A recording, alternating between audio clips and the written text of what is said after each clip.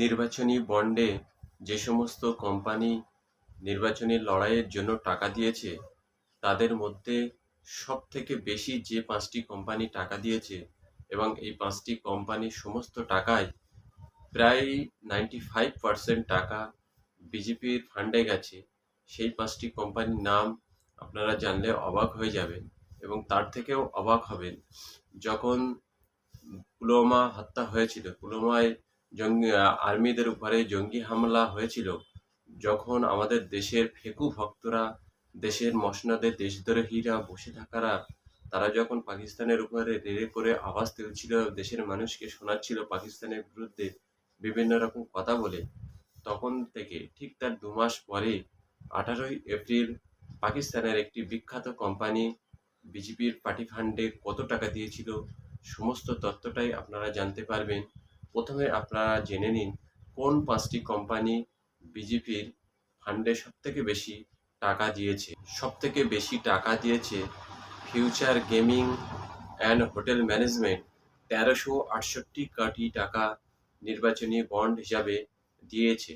তারপরে যে কোম্পানিটি সবথেকে বেশি টাকা দিয়েছে সেটা হলো Megha engineering and infrastructure company. এই কোম্পানিটি নিয়ে বিজেপির কেন্দ্রীয় মন্ত্রী নীতিন গডকরি সংসদ ভবনে বক্তব্য রেখেছিল এবং তিনি বেশ গর্ব করে বলেছিল হায়দ্রাবাদের এই কোম্পানিটি খনির যে টেন্ডার পেয়েছে তাতে করে তিনি গর্বিত।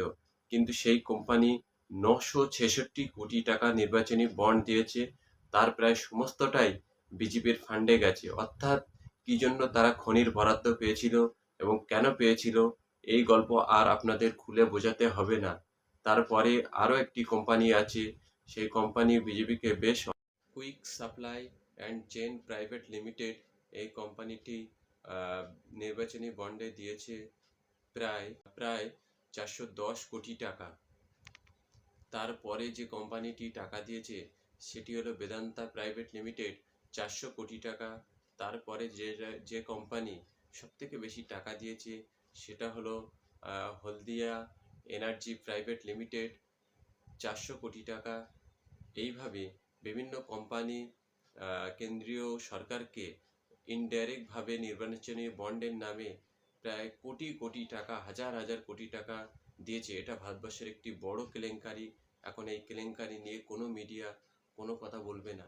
যাক, আপনাদের এবার একটি কোম্পানির কথা শোনাই, যেটা পাকিস্তানের বিখ্যাত কোম্পানি, হাফ পাওয়ার কোম্পানি। অর্থাৎ এই কোম্পানিটি হলো পাকিস্তানের একটি বৃহৎ নামকরা কোম্পানি। এই কোম্পানিটি বিজেপিকে প্রায় বহু টাকার অনুদান দিয়েছে নির্বাচনী বন্ডের মাধ্যমে।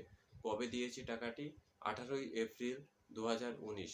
ঠিক তার ২ মাস পূর্বে পুলওয়ামায় আমাদের বীর সংগ্রামী সৈন্যদের উপরে জঙ্গি হামলা হয়েছিল এবং প্রায় ৪৪ জন জঙ্গি সেখানে মারা গেছিল। এই পুলওয়ামা হত্যার নাম করেই বিজেপি ভোটের ফয়দা লড়েছিল ২০১৯ সালে।